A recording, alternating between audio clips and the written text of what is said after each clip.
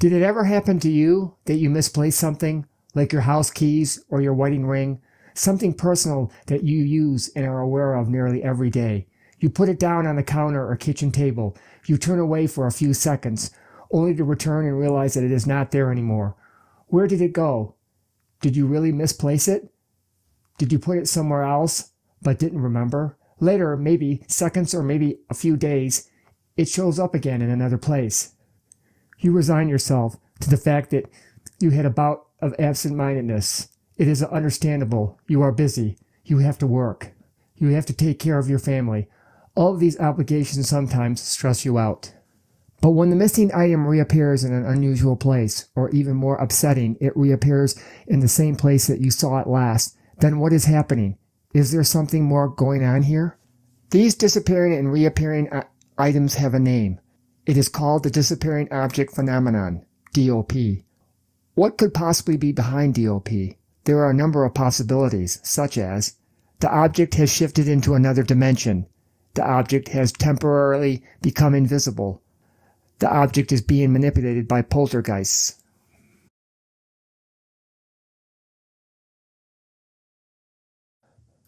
The dimensional shift is an interesting idea because it explains many aspects of DOP. The object disappears and then reappears in the same location or in another location. Sometimes the object never returns.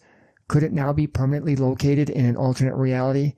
If your alternate self in the other dimension finds this object or item, how will they react? We may already know the answer because this is another facet of DOP. Items that appear that the owner doesn't ever recall buying. The object temporarily becoming invisible is probably the hard one to understand, because what is actually causing it? Some people have witnessed objects slowly reappear after vanishing in the first place. Wouldn't this be just another example of dimensional shift, that the object is returning to our world? However, there is the idea that our own perception might be playing a part. Human consciousness probably has more of an effect on reality than we realize. Could it be that the human mind can alter the state of matter? And if so, then how does it work? When does it work? Could the answer be with our own emotions, hate, anger, or maybe on the other side of the spectrum, excitement or joy? Could these states of mind cause objects to disappear? These are many questions that obviously are hard to answer.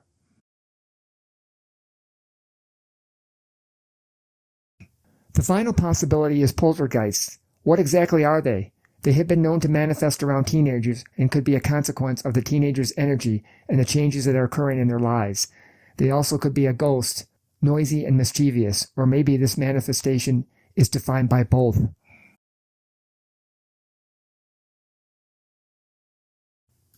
Regardless of what is the cause, when you have the experience, it can be disturbing, such as the man who lost his wedding ring.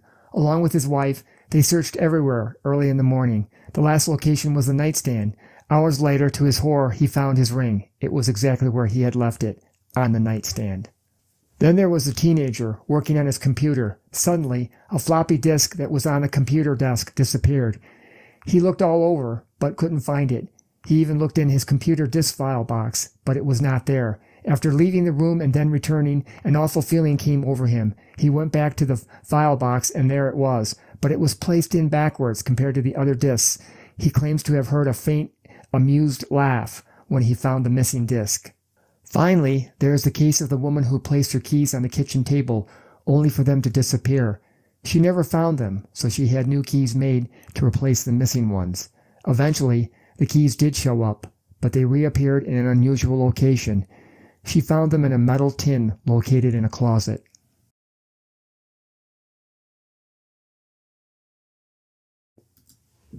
So are these cases real and true?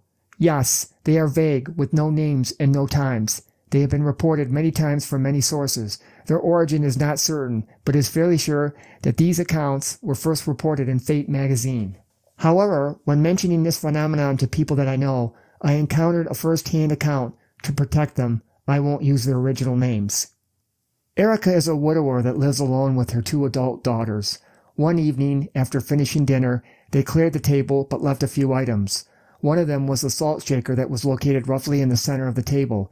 After dinner, Erica and her youngest daughter, Monica, and her oldest, Lauren, moved themselves to the living room and settled in to watch TV. When Monica looked into the kitchen, she noticed that the salt shaker was missing. Frantically, all of them looked all over for it, especially on the floor. With 2 small dogs, they were worried that maybe one of them ran off with it and were concerned that they could get sick if they managed to open it and ingest the salt.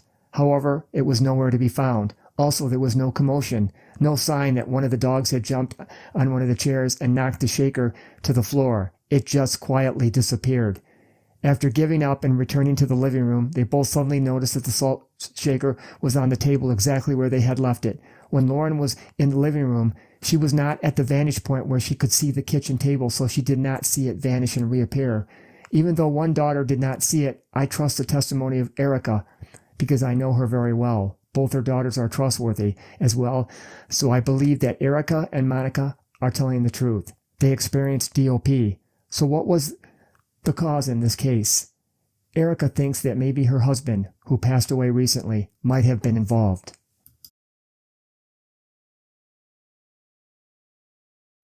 So what is going on with DOP? We have the 3 possible explanations.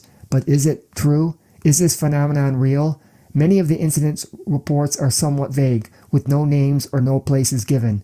This forces a possibility that maybe DOP is not real, that it might be just an urban legend, that there is no real substance here. But after first-hand testimony, I'm inclined to believe that maybe DOP could be a real phenomenon.